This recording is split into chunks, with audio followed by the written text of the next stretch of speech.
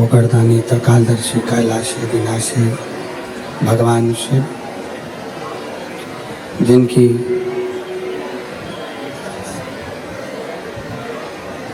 पुनीत पावन पवित्र शिव महापुराण की कथा भगवान शिव की कृपा से, उनकी करुणा, उनकी उदारता से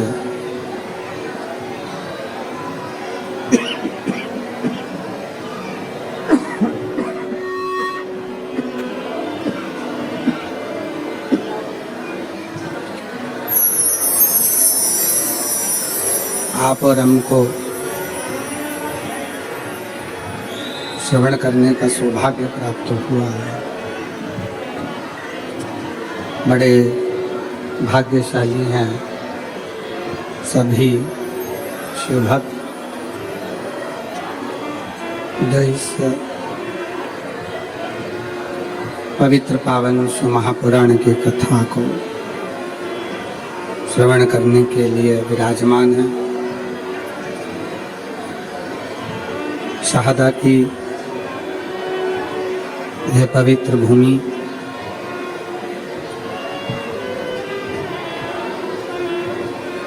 जहाँ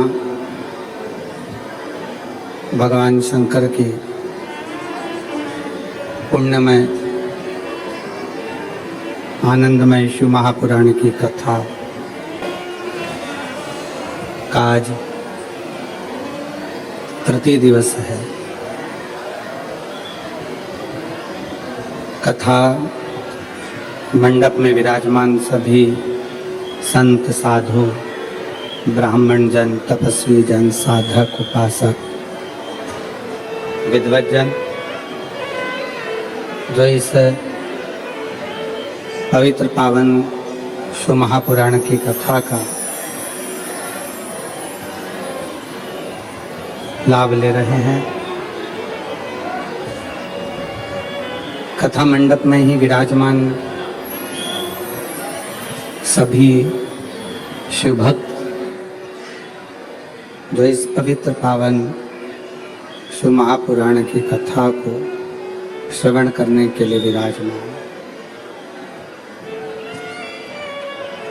कथा मंडप में विराजमान महाराष्ट्र शासन के माननीय शिक्षा मंत्री श्री दादाबाऊ भूसे जी की धर्मपत्नी जी एवं उनके सुपुत्र श्री आविष्कार जी भूसे जो इस पवित्र पावन कथा का लाभ ले रहे हैं। शिव महापुराण कथा आयोजन समिति शहादा तालोदा, जिसके मुख्य यजमान का पद ग्रहण किया है श्री विधायक श्री राजेश दादा पांडवी जी ने। एक बार श्री राजेश दादा पांडवी जी के लिए जोरदार ताली बजाकर स्वागत, वंदन, अभिनंदन, जिन्होंने इस पवित्र पावन दिव्य और भव्य शिव महापुराण की कथा को शहादा नगर को दिया।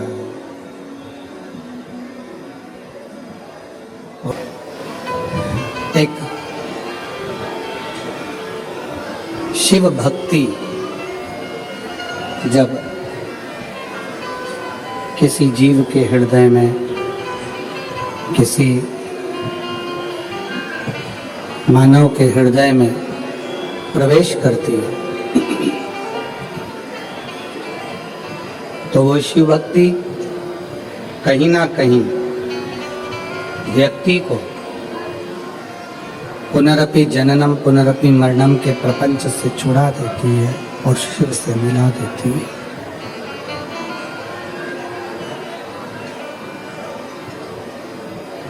एक छोटी सी ही शिव भक्ति,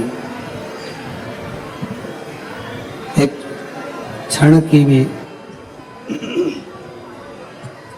शिव भक्ति व्यक्ति के जीवन को जन्म और मृत्यु के प्रपंच से छुड़ा बैठती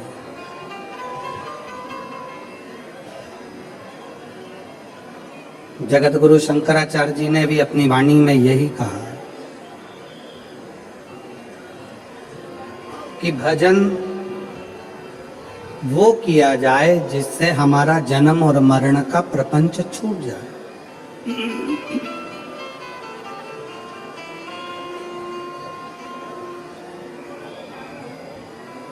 यदि जन्म और मरण के प्रपंच में हम लोग फंसे हुए हैं और उससे बाहर ही नहीं निकल रहे हैं, उससे निकल ही नहीं पा रहे हैं, तो फिर हमारा इस संसार में जन्म लेना, इस संसार में मृत्यु लोक में आना, इस संसार में जन्म लेना बेकार।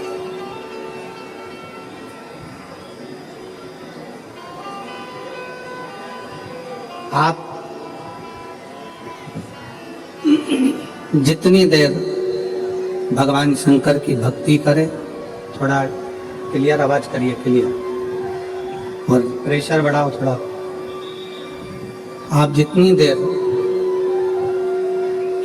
भगवान शंकर की भक्ति करें, ये विचार कर कर करें कि हम जन्म और मृत्यु के इस प्रपंच से छूट जाए।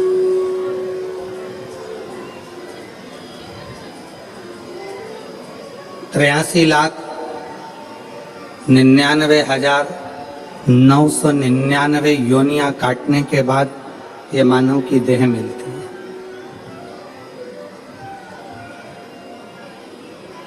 और ये 84 लाखवें नंबर की है।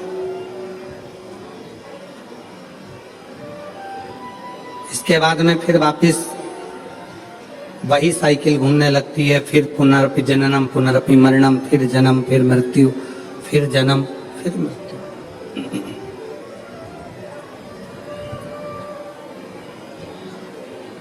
और कितनी बार जन्म लेंगे, कितनी बार हम मृत्यु लोक में, कितनी बार हम मृत्यु लोक में जन्म लेंगे, कितनी बार हम मरेंगे, फिर जन्म लेंगे, फिर मरेंगे, कितनी बार।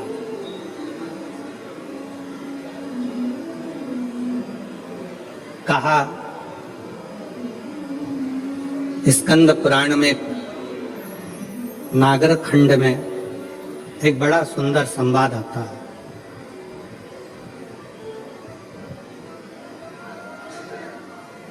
कात्यायन ऋषि का।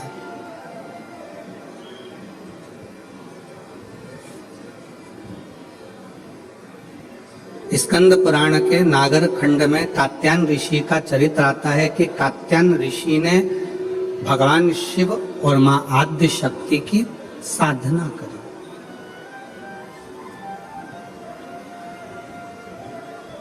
पूछा कि यह साधना करने का कारण क्या है, क्यों कर रहे हो, किस लिए। आप यदि कथा में जा रहे हो तो लोग आपसे पूछेंगे क्यों जा रहे हो, किस लिए, वहां क्यों जाना, किस लिए जाना, किस कारण। आप दवाई खा रहे हो तो लोग पूछेंगे दवाई किस लिए खा रहे हो, क्यों खा रहे हो, क्या कारण है, क्यों खाई हो, किस लिए।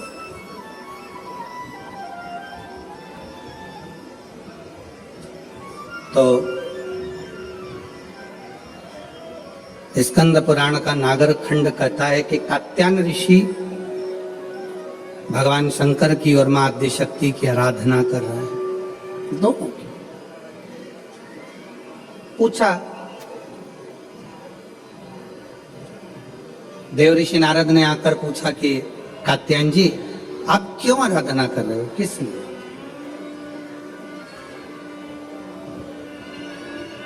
तुम्हारे आराधना करने का कारण क्या है, तुम्हारे भजन करने का कारण क्या है, तुम्हारे स्मरण करने का कारण क्या है, तुम्हारी भक्ति करने का कारण क्या है, तुम्हारा नाम जाप करने का कारण क्या है, तुम्हारा भगवत नाम लेने का कारण क्या है, किस कारण से कर रहे हो।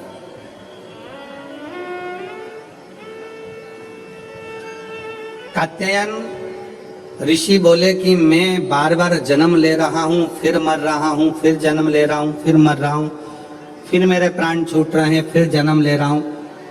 ऐसा करते करते मेरे ना जाने कितने कितने जन्म निकल गए, पर मेरी गति नहीं हो पाई।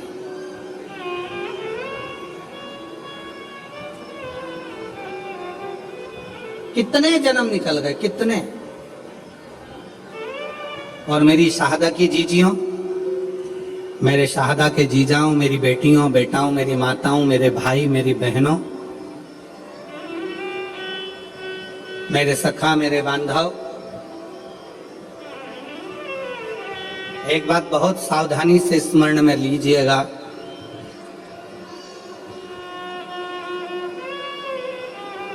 अगर आपके दिल में शिव महापुराण की कथा सुनने की उमंग, तुम्हारे दिल में भगवान शंकर की कथा सुनने का उत्साह, तुम्हारे दिल में भगवान शंकर की कथा में पहुंचने की उमंग, उत्साह अगर तुम्हारे दिल में आया है तो समझ लेना कि अब हम बार बार जन्म नहीं लेंगे और बार बार मृत्यु के प्रपंच में नहीं पड़ेंगे। अब हमें शिव मिल गया, अब हमें शंकर मिल गए, अब हमें शिव की प्राप्ति हो गई।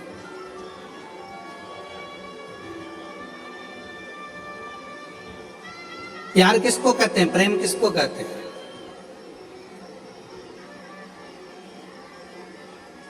प्रेम की परिभाषा क्या है? प्रेम किसको कहते हैं कि जिससे मिलने के लिए उत्साह बढ़ता जाए, उमंग बढ़ती जाए, दिल में तमन्ना, उत्साह, उमंग बढ़ती चली जाए। वो एक लाइन आप लोग गुनगुनाते हो ना, कि तुझसे मिलने के लिए तेरी कसम, तुझसे मिलने के लिए तेरी कसम, एक मुलाकात जरूरी है सनम, एक मुलाकात। बाबा से मिलन के लिए, उस परमात्मा से मिलने के लिए, उस परमात्मा के दर्शन के प्रति, उसकी कथा के प्रति, उसके भजन के प्रति, उसके मिलने के प्रति।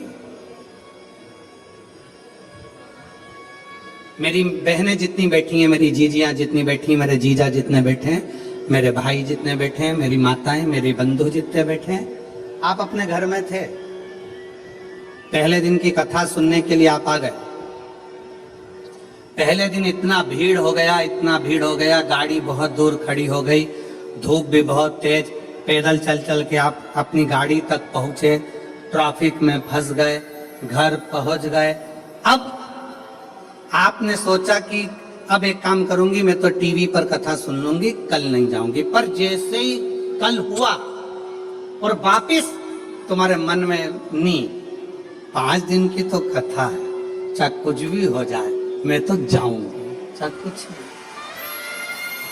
फिर उमंग, अब इतना ट्रैफिक में फंस गए हो, इतनी भीड़ में फंस गए हो, इतना बैठने के लिए अगर 1 बजे कथा चालू हो रही है तो तुम कम से कम ना करते हो। ये पीछे वाले पंडाल वाले तो रात भर से इंतजार करते हैं, तब इनको दोपहर में 1 बजे कथा मिलती है। पर जो आगे बैठे हैं पंडाल में, मेरा मन कहता है, विश्वास कहता है कि आप लोग भी 1 बजे के पहले कम से कम 10-11 बजे तो आते होगे। बोलो सही है कि गलत है? 11 बजे 10 बजे तो पहुंचते होगे कि हमको जाना है, आगे बैठना है, जाना है, आगे बैठना है। अब तुम अगर सोचते कि हमने एक दिन की कथा सुन ली, बाकी के दिन टीवी पे सुनेंगे, अगर घर पर पहुंचने के बाद दूसरे दिन की फिर ललकता जाग जाए, दूसरे फिर दिन की फिर तमन्ना जाग जाए, तो समझ लेना कि शंकर से स्नेह बढ़ गया है, पिता से प्रेम बढ़ गया है और पिता से मिलने की ललकता है, पिता के प्रति जागरूकता बढ़ गई। पिता की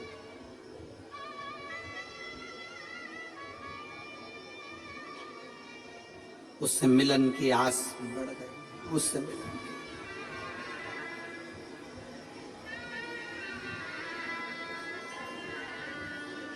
आपको मालूम है, लंका का राजा रावण शंकर भगवान के कैलाश पर्वत को क्यों उठा रहा था, किस लिए? उसके रास्ते में जाने में दिक्कत हो रही थी इसलिए।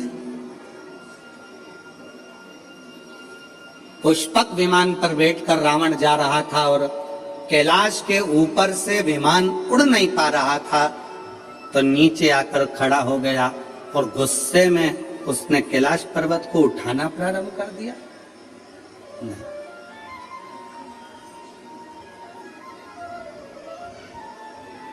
क्यों उठाना? रावण को क्या पड़ी थी जो कैलाश पर्वत को उठाने में लग गया? रावण को क्या पड़ी थी जो भगवान शंकर के शिवलिंग को लेकर लंका में जा रहा है और भगवान शिव के शिवलिंग में वजन बड़ा भूमि पर रखा, बाबा बैद्यनाथ के रूप में स्थापित हो गया? क्या पड़ी थी?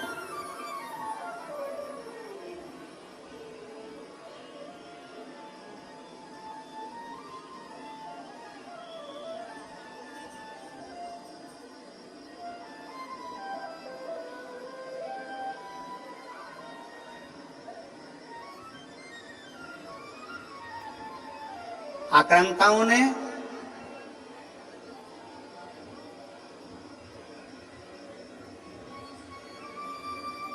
इन विधर्मियों ने सबसे ज्यादा अगर कोई मंदिर तोड़े हैं तो शंकर जी के तोड़े हैं। आक्रांताओं ने, विधर्मियों ने सबसे ज्यादा आक्रमण अगर किसी मंदिरों में करा है तो वो शंकर जी के मंदिर पर करा, शिव मंदिर।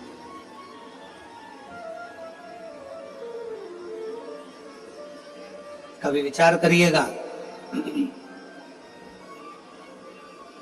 कभी स्मरण करिएगा आप, विचार करिएगा आप कि रावण में ऐसा क्या था कि रावण भगवान शंकर के कैलाश पर्वत को उठाने में लग गया, भगवान शंकर के शिवलिंग को ले जाने में लग गया। आखिर वो कैलाश पर्वत में, वो शिवलिंग में ऐसा क्या है जिसको वो उठाना चाहता है, जिसको वो उठा? क्या है?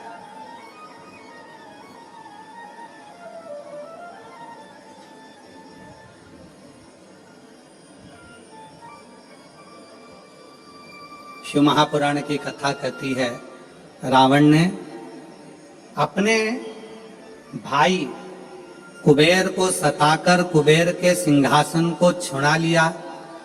रावण ने अपने भाई कुबेर को सताकर उसका पुष्पक विमान भी ले लिया, पर रावण कुबेर का सिंहासन उठाकर ले गया। रावण कुबेर का पुष्पक विमान लेकर चले गया, पर रावण कुबेर के सिंहासन पर बैठ नहीं पाया। रावण कुबेर के सिंहासन पर, कुबेर की गादी पर बैठ नहीं सका, बैठ नहीं पाया।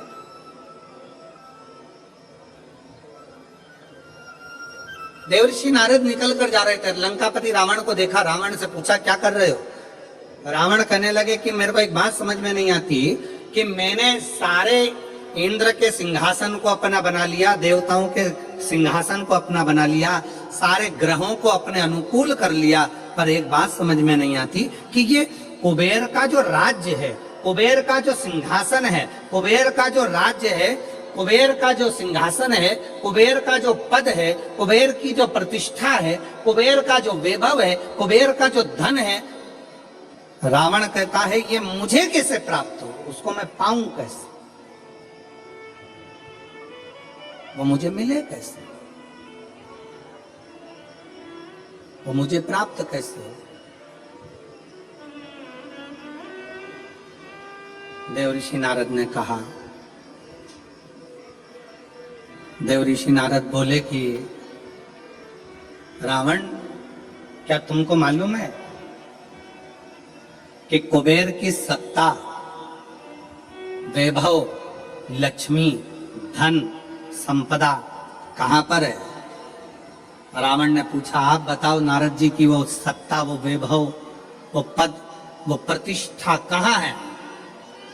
देवऋषि नारद के मुख से निकल गया कि जो कैलाश पर्वत है, जिस पर्वत पर भगवान शंकर विराजमान होते हैं, उस पर्वत के ठीक नीचे कुबेर का पद कुबेर की प्रतिष्ठा, कुबेर का वैभव, कुबेर की लक्ष्मी, कुबेर का धन सब कैलाश पर्वत के नीचे है।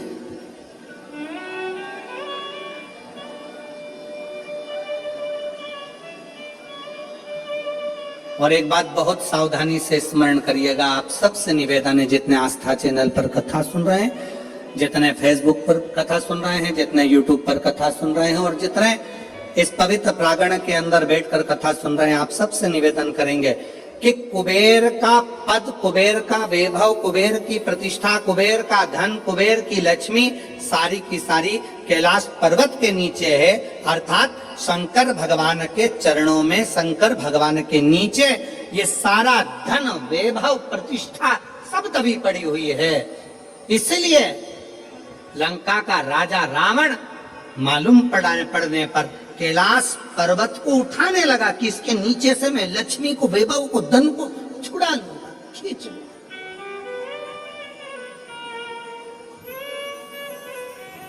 पर वो मिलता नहीं है, पर वो प्राप्त नहीं हुआ, पर वो मिला नहीं। फिर रावण ने विचार करा,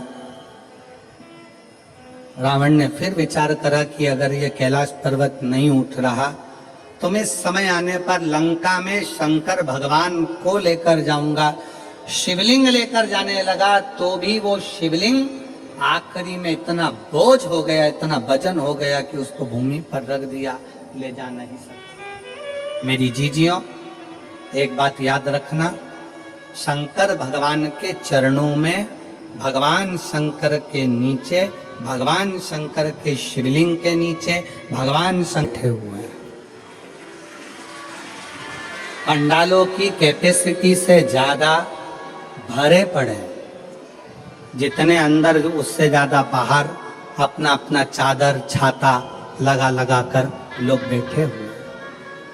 कुछ गाड़ी के अंदर बैठकर कोई कहीं, कोई कहीं, कोई पेड़ों की छांव में, कोई बिल्डिंगों की छांव में, जहां तहां लोग बैठे।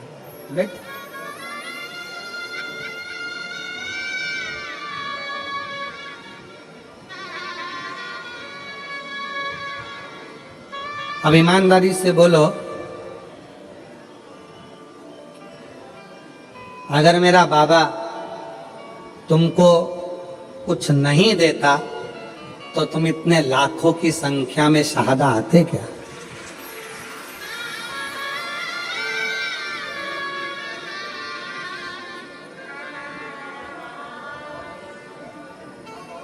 खाली न जाता कोई दर से तुम्हारे, खाली न जाता कोई दर से तुम्हारे, मैं खड़ी हूँ नदी में फंसा, अपने हृदय से लगा लो, गिरा जा रहा हूँ, उठा लो, भोले अपने हृदय से अब तो न टालो, गिरी जा रही हो, उठा लो, भोले अपने हृदय से अब तो न टालो, गिरा जा रहा हो, उठा लो। अगर भगवान भोलेनाथ नहीं देते तो यहाँ कौन आता? कौन आता? कृपा की ना होती जो आदत तुम्हारी तो सुनी ही रहती अदालत तुम्हारी, जो गरीबों के दिल में जगह तुम ना पाते तो किस दिल में होती इबादत तुम्हारी। ये तुम्हारी ही कृपा है, तुम्हारी।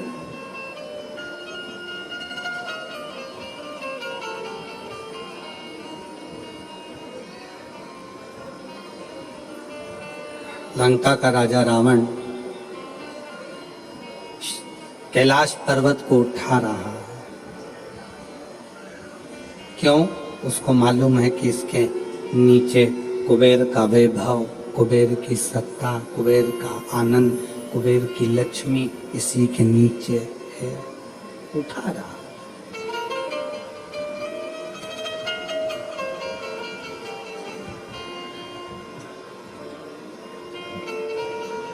उठा नहीं कैलाश पर्वत, हिला नहीं कैलाश पर्वत, उठ ही नहीं पाया कैलाश पर्वत, नहीं। फिर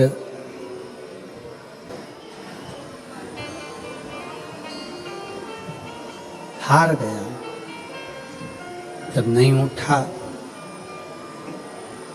हाथ दब गया, हार गया।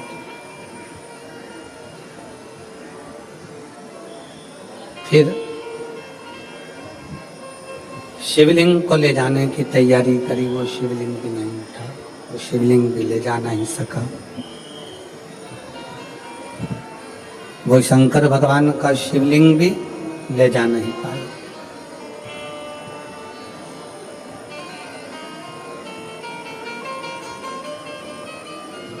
इन हाथों की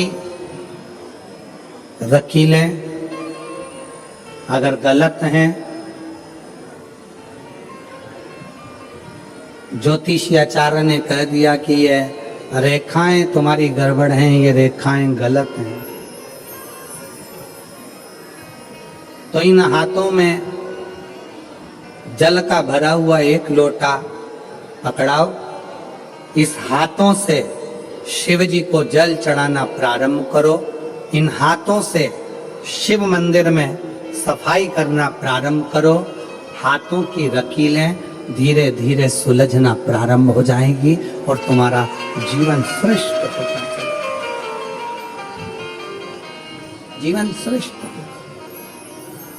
ये भाग्य की रेखाओं में, ये भाग्य की रेखाओं में अगर कुछ गलत लिखा गया है, इसको शिव मंदिर में, शिवालय में, भगवान शंकर के चरणों में इस मस्तक को झुकाना प्रारंभ करिए।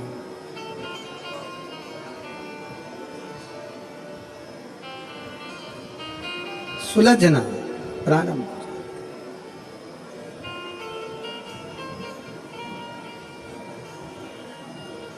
पर उसमें सबसे मूल है अपने मन का संयम।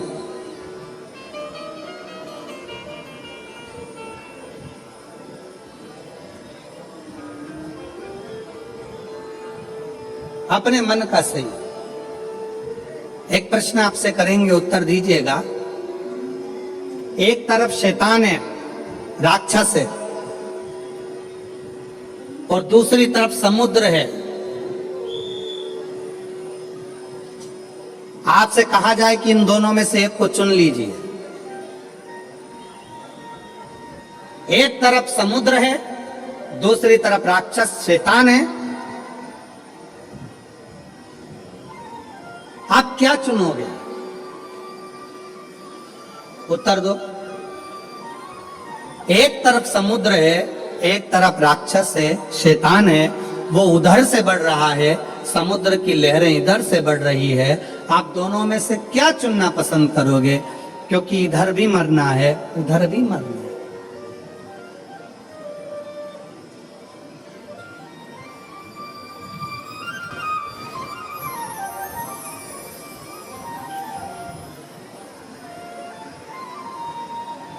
क्या चुनो?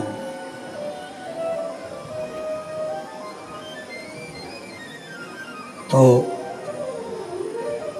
हो सकता है आप में से आधे लोग कहें कि हम समुद्र को चुन लेंगे, कोई कहे हम राक्षस को, शैतान को चुन लेंगे। परशु महापुराण की कथा कहती है कि समुद्र कितना गहरा है ये आपको मालूम नहीं है, पर वो राक्षस, वो शैतान कैसा है ये आपको मालूम है। तो प्रयास करना कि वो राक्षस को चुनना श्रेष्ठ है कि कम से कम ये राक्षस है, ये हमको मालूम है, इसको कैसे डील करना है ये हमको मालूम है, ये कैसे इसको संभालना है ये हमको मालूम है। हम उस राक्षस को छोड़कर अगर समुद्र के पास जाएंगे, दिख तो अच्छा रहा है, लहरें भी अच्छी लग रही है, पर यह कितना गहरा होगा और कितनी गहराई में ले जाएगा और कब समाप्त कर देगा पता नहीं चल पाएगा, पता नहीं चल दिखेगा।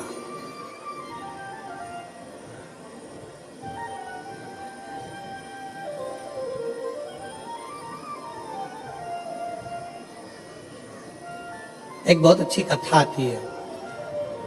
एक गांव का व्यक्ति अपना गांव छोड़ रहा है। क्यों? उसकी फैक्ट्री थी, बिक गई, उसका व्यापार था, बंद हो गया, परिवार वाले भी उसको चोट दे दी, परेशान कर दिया।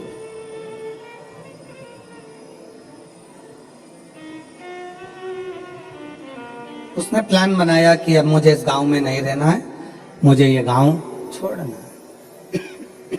मुझे गांव छोड़कर जाना है।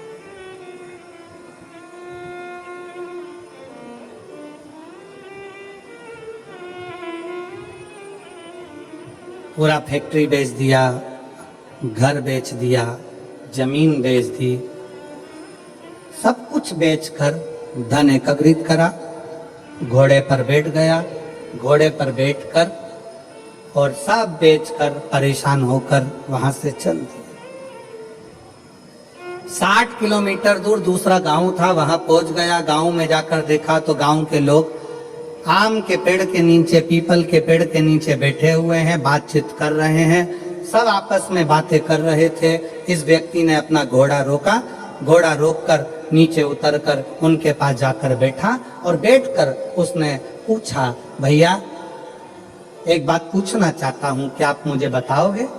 बोलो क्या बात पूछना है, क्या पूछना चाहते हो? भैया ये बताओ यहां के लोग कैसे?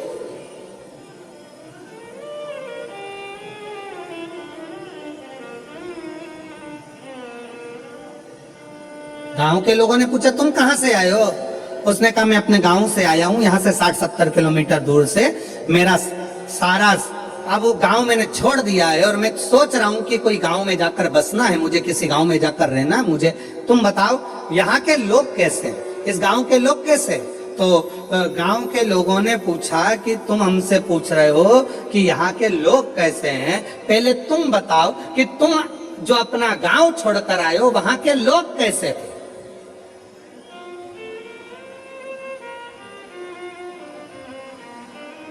उस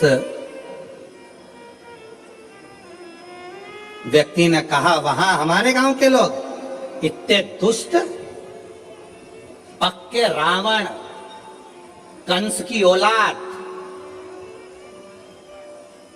इतने गंदे पूछो मत। झूठ, प्रपंच, बेईमानी, छल सब उसमें भरा हुआ। अच्छा हाँ, अब आप बताओ आपके गांव के लोग कैसे हैं? तो उन्होंने कहा भैया तुम जो बोल रहे हो बिल्कुल वैसे की वैसे ही हमारे गांव के लोग भी हैं। अब उसने मन में सोचा कि अपना गांव का सामान बेचकर आया और यहाँ के लोग भी ऐसे ही हैं, तो क्या मतलब यहाँ रहने से। और आगे बढ़ा, 200 किलोमीटर दूर आगे जाने पर फिर एक गांव में पहुंचा। एक गांव में पहुंचा तो वहां पर लोग बैठे हुए थे, बातचीत कर रहे थे। ये उतर कर फिर गया, इसने जाकर पूछा क्यों भैया क्या बात है? गांव के लोगों ने पूछा तुम कौन हो? मैं 200 किलोमीटर दूर मेरा गांव था, सब कुछ बेचकर मुझे बसना है, कोई अच्छा गांव ढूंढ रहा हूं। अच्छा तो अब ये बताओ कि आपके गांव के लोग कैसे हैं? उसने कहा हमारे गांव के लोग, हाँ पहले ये बताओ कि तुम्हारे गांव के लोग कैसे थे? घोड़े पर बैठा हुआ व्यक्ति ने कहा मेरे गांव के लोग, हाँ। उसने विचार करा, भी पहले वालों को बताया ऐसा ऐसे थे, इसने अब अपनी बात को पलट दिया और यहाँ पर बोला मेरे गांव के लोग एकदम संत तुकाराम जैसे, मेरे गांव के लोग एकदम संत नामदेव जी जैसे। मेरे गांव के लोग मीराबाई जैसे, मेरे गांव के लोग तुलसीदास जैसे, मेरे गांव के लोग तो इतने धर्मात्मा, इतने पुण्यात्मा, इतने भजन करने वाले, इतना कीर्तन करने वाले, इतना मंत्र जाप करने वाले, मेरा गांव का लोग इतना सत्यवादी, पूछो मत। इतने में फिर इसने पूछा, अब बताओ तुम्हारे गांव के लोग कैसे हैं? तो सारे गांव वाले एक जैसे बोले, बस हमारे गांव के लोग भी तुम जैसा बता रहे हो ना, बिल्कुल वैसे की वैसे ही है। हमारे गांव के लोग भी धर्मात्मा है, हमारे गांव के लोग भी पुण्यात्मा है, हमारे गांव के लोग भी सत्कर्मी हैं, हमारे गांव के लोग भी संत तुकाराम जी जैसे हैं, हमारे गांव के लोग भी संत नामदेव जी जैसे हैं, हमारे गांव के लोग भी मीराबाई जैसे हैं। तब उस व्यक्ति के दिमाग में आया कि ये बिल्कुल सत्य है। आप कितने भी गांव बदल लो, आप अपनी कितने भी घर बदल लो, आप अपने रिश्तेदार को छोड़कर दूसरे शहर में जाकर बस जाओ, तुम जैसे होगे वैसे ही दुनिया के लोग मिलेंगे। आप अच्छे हो तो दुनिया अच्छी मिलेगी। कितने बदलोगे? शहादा छोड़ा, पूना चले गए, पूना छोड़ा, मालेगांव चले गए, मालेगांव छोड़ा, लातूर चले गए, लातूर छोड़ा, नागपुर चले गए, नागपुर छोड़ा, मुंबई चले गए, और वहां पर भी जाकर के हम तो जैसे थे, हमारे गांव के लोग जैसे पहले थे, जैसे हमारे आसपास के लोग ईर्ष्या रखते थे। हम ललिता परमेश्वर पाटोले, मैं नासिक महाराष्ट्र से हूँ। मेरा मोबाइल नंबर ये है। मेरा नाम ललिता परमेश्वर पाटोले, मैं नासिक महाराष्ट्र से हूँ। मेरा मोबाइल नंबर ये है। कहीं बैठी हो तो हाथ हिला सकती हैं, और अगर कहीं बैठी हो तो बेलपत्र लेने के लिए आ सकती हैं। बाबा, मेरे पति, पत्र को आप लोग एलईडी पर पढ़ सकते हैं। कहीं एलईडी उन पर पत्र चल रहा है, एलईडी पर पत्र पढ़ सकते हैं। बाबा, मेरे पति आर्मी से रिटायर हैं। वे अब रिक्शा चलाते हैं और पढ़ाई भी करते हैं। आर्मी से रिटायर होने के बाद मेरे पति रिक्शा चलाते हैं और पढ़ाई भी करते हैं। 2023 को नासिक में कथा चल रही थी, जब दादा बाबू भूसे ने उस पवित्र कथा का लाभ हमको दिया था। हम लोग नासिक के उस पवित्र कथा को सुन रहे थे। मेरे पति आपको नहीं मानते थे, ना मेरे पति आपको जानते थे ना मानते थे। गुरुदेव, उनका विश्वास नहीं था, क्योंकि मिलिट्री में सर्विस करते थे, जैसी सोच थी वैसे अनुकूल हो रहेगा। मैंने अपने पति से कहा, आप भले कथा सुनने मत जाओ, मुझे पंडाल के बाहर छोड़कर आ जाओ। मेरे पति मुझे पंडाल के बाहर छोड़ने आते थे, चले जाते थे। तब वो तीसरे दिन पंडाल में भीड़ के वजह से रुक गए। उन्होंने कहा, भीड़ ज्यादा है, वापिस लेने कैसे आऊंगा? तो उन्होंने गाड़ी खड़ी कर तीसरे दिन की कथा में पंडाल में ही रुक गए। पंडाल में रुके। उस दिन धूलिया से एक औरत पैदल आई थी। उसे देखकर मेरे पति के आंखों में आंसू आए। बाबा सबकी सुनता है। उसने उस स्त्री से पूछा, तुम पैदल चलकर धूलिया से नासिक आई हो, तुम्हें बाबा ने क्या दिया? उस महिला ने कहा, मैंने जो मांगा था मेरे भोलेनाथ ने दे दिया, इसलिए मैं पैदल चलकर नासिक तक आई हूँ। नासिक तक आई हूँ। मेरे पति को लगा मैं आर्मी से रिटायर हूँ, अब रिक्शा चलाता हूँ, पर मेरी कोई सरकारी नौकरी नहीं लग रही है, मेरे बेटे की भी नौकरी नहीं लग रही है। आज कथा का तीसरा दिन है। आज मैं पृथ्वी पर बैठकर, पंडाल में बैठकर बाबा से विनय करता हूं, अगर कुबरेश्वर बाबा शंकर जी की कथा में अगर प्रबलता है तो वो मेरी भी नौकरी लगा दें और मेरे बेटे की भी लगा दें। गुरुदेव, बेटे का मेडिकल बार बार रुक रहा था, नासिक में उसका मेडिकल होने वाला था, और मेरे पति ने तीसरे दिन की कथा में बाबा से गुहार लगाई। लोग कहते हैं कि ये शिव महापुराण का पंडाल है। मेरे पति ने कहा, वो सियोर वाला महाराज इतना दमदारी से बोलता है, मतलब शिव पुराण की कथा में शंकर खुद कथा करता है, अगर उसके सामने बैठकर बोला जाए तो बाबा सुनता जरूर है। मेरे पति ने गुहार लगाई और बाबा से प्रार्थना कर कर मेरे पति कथा सुनकर आ गए। जब पूरी कथा हो गई, कथा सुनकर हम लोग घर आए। घर आने के बाद मेरे बेटा एक एग्जाम दे रहा था, एग्जाम का रिजल्ट जिस दिन हम घर पर आए शाम को, उसी दिन बेटे का शाम को फोन आ गया कि पिताजी मेरा सिलेक्शन आर्मी में हो गया, बाबा की कृपा से मैं सिलेक्ट हो गया। गुरुदेव, आर्मी में तो सिलेक्ट हो गया। मेरे पति बोले एक बार सीहोर जाना है, वहां पर जाकर बाबा से अर्जी लगाना है। कथा सुनी, 15 दिन बाद सीहोर पहुंच गए। सीहोर में कंकर शंकर की पूजन कर कर कहा, बाबा तूने मेरे बेटे की तो नौकरी लगा दी, बस मैं बचा हूं, आर्मी से रिटायर हुआ हूं, रिक्शा चलाता हूं, तू मेरी और नौकरी लगा दे। बाबा की ऐसी कृपा हुई कि बाबा की कृपा से आज ऐसी करुणा, सीहोर से आने के बाद 3 महीना भी पूरा नहीं हुआ और बाबा की कृपा से मेरा बॉम्बे के अंदर मेरा सिलेक्शन जेल के प्रहरी के रूप में हो गया और मैं बाबा को यहाँ प्रणाम करने के लिए आया हूँ। मेरे बेटे की भी फोटो लगा रहा हूँ और मेरी भी फोटो लगा रहा हूँ, दोनों की लगा रहा हूँ। अब बेटे की फोटो देखो जिसका मिलिट्री में हुआ और जेल प्रहरी के रूप में जिनका हुआ रिक्शा चलाते चलाते, उनकी भी फोटो उन्होंने खुद की लगाई। एक बार जोरदार ताली बजाकर साथ एक लाइन अच्छी लिखी है, बेटे की भी नौकरी लगी, एक बार जोरदार ताली बजाकर स्वागत करिए। और मुझे तेरा भी सहारा है मेरे भोले बाबा, मैंने तुझे ही पुकारा है मेरे भोले बाबा। दिल से उसको कल कथा में कहा था, दुनिया की निगाह में ये केवल कथा का पंडाल है।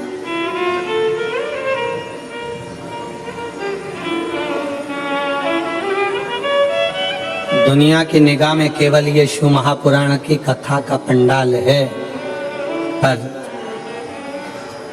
हम कहते हैं ये केवल कथा का पंडाल नहीं, आपकी किस्मत खोलने की चाबी का पंडाल है, जहां किस्मत खोलने की चाबी मिलती है।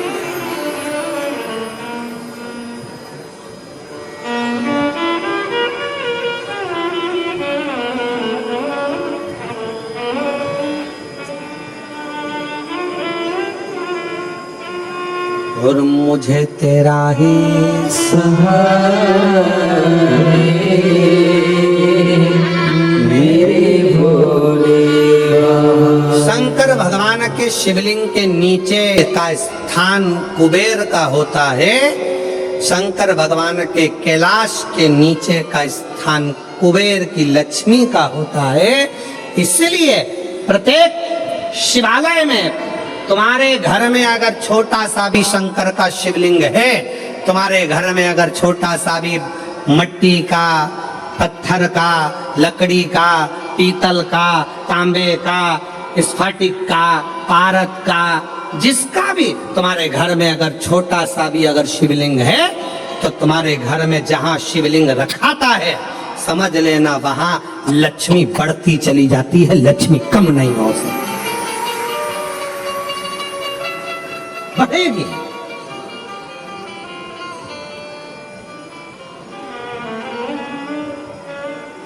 बस 2 चीजों का स्मरण रखिए, एक अपने खानदान का, दूसरे अपने खान पान का।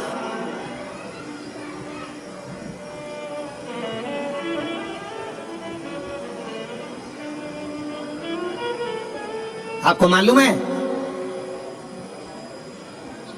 जब अंग्रेजों ने भारत पर हुकूमत करी है तो उन्होंने विचार करा सबसे पहले कि करा क्या जाए, भारत के लोगों को अपना गुलाम कैसे बनाया जाए। तो उन्होंने भारत में रहने वाला सनातनी कभी भी नॉनवेज छूता नहीं था। भारत में रहने वाला भारतीय सनातनी कभी भी मांस का सेवन नहीं करता था। गलत व्यसन का सेवन नहीं करता था। वो तो ये अंग्रेजों ने तुमको गुलाम बनाने के लिए जब खानदान नहीं तोड़ पाए तो खान पान को तोड़ा है, तुम्हारे खाने का तरीका बदल दिया, तुम्हें वेज से नॉन वेज बना दिया, तुम्हें ले जाकर गलत भोजन में लगा दिया। गलत भोज।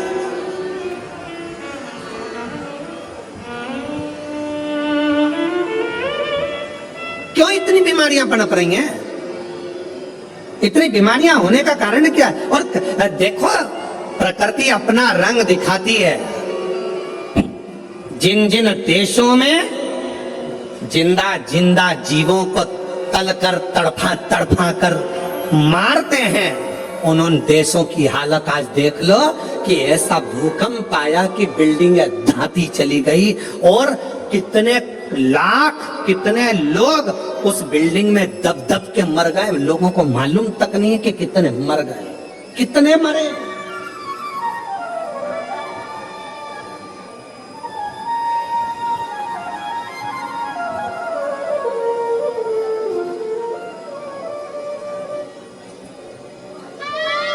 कितने।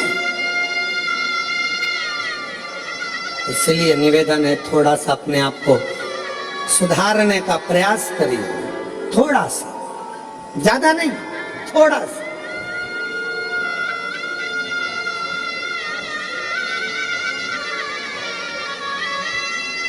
जो गलती हो गई, अभी तक जो गलती कर ली, उस गलती को अब छोड़ने का प्रयास करो। मदिरा के नशे में हो, मदिरा छोड़ने का प्रयास करो। गलत भोजन के चक्कर में हो, छोड़ने का प्रयास करो।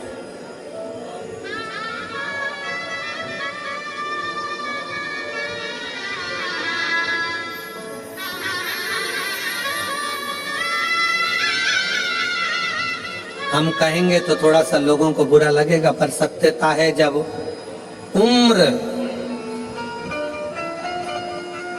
और कमर,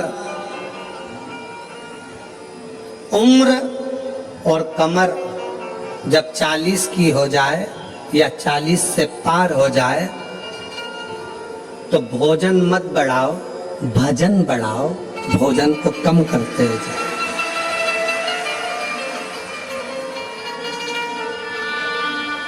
जम के बोलो जरा, क्या? उम्र और, अरे अरे अच्छे से बोलो, उम्र और कमर जब 40 की हो जाए तो भोजन की मात्रा नहीं बढ़ाना है, भजन की मात्रा बढ़ाना है। भोजन की मात्रा कम करो और भजन की मात्रा को बढ़ाते चलो, बढ़ाते चलो। विठल विठल विठला, बढ़ा।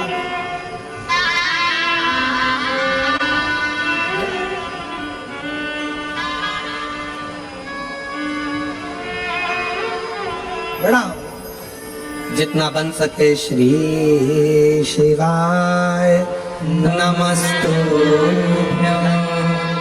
श्री शिवाय नमस्तुभ्यं, श्री शिवाय नमस्तुभ्यं, श्री शिवाय नमस्तुभ्यं। भजन की मात्रा को बढ़ाना, प्राण को, भोजन को कम कर दो, गलत भोजन कम कर दो, व्यसन कम कर दो।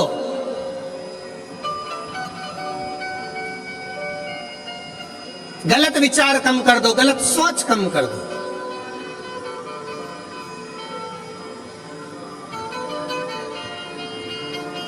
कल एक भैया प्रश्न कर रहे थे, गुरुजी भगवान विष्णु अपने शरीर पे राख नहीं लगाते, राखोड़ी नहीं लगाते, भस्म नहीं लगाते। भगवान ब्रह्मा अपने शरीर पर राख नहीं लगाते, भस्म नहीं लगाते, राखोड़ी नहीं लगाते। इंद्र नहीं लगाते। 33 कोटि देवता कोई अपने शरीर पर राख नहीं लगाता, भस्म नहीं लगाता। केवल शंकर जी क्यों लगाते? हमने उससे कहा, इतनी सी बात तो तू तेरे घर वालों से पूछ लेता कि बर्तन को राख से क्यों मांजा जाता है।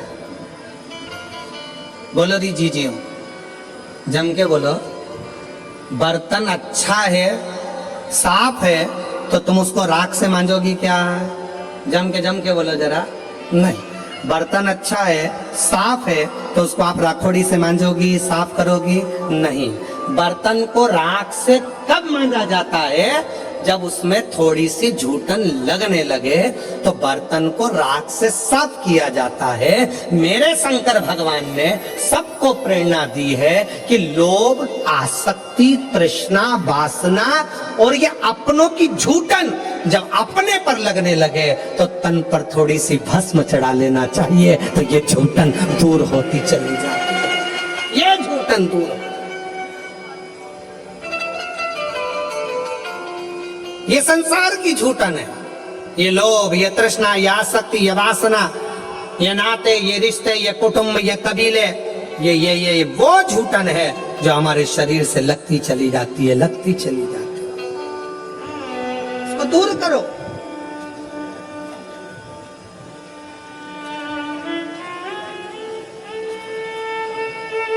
अच्छा अच्छा ट्यूब लगाओगे ना, क्रीम, अच्छा अच्छा खूब सारा सारा पाउडर, क्रीम, और वो नीले कलर का ऐसा,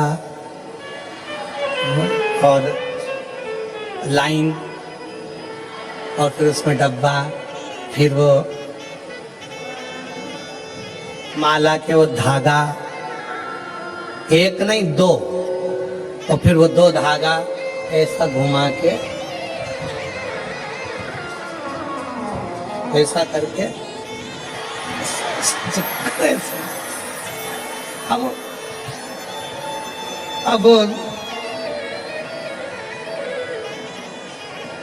अब तुमने जितना क्रीम लगाया है, तुमने जितना स्नो लगाया है, तुमने जितना पाउडर लगाया है, ईमानदारी से बोलो, इतना क्रीम पाउडर लगा के तो लोग तुम्हारे पास में आएंगे ही आएंगे। बोलो सही है कि गलत है? आएंगे। अगर शंकर भगवान तो पहले से इतने ब्यूटीफुल थे, पहले से इतने सुंदर थे, इतने सुंदर,